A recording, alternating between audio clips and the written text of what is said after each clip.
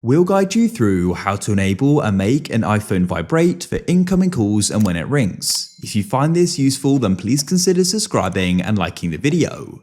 This is super useful to be able to do as it helps notify you. To go and do this, go and open up the settings app like so. Then what you need to do is scroll down and find sounds and haptics. Then what you want to do is first of all come into ringtone and you want to go to the top where it says haptics.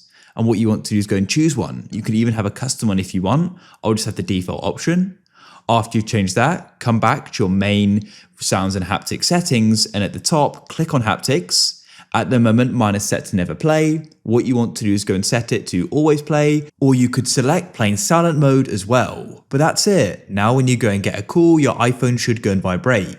You could always go and get someone else to go and call you to go and test this out, but it should now be working. If you found this useful, then please consider subscribing and liking the video.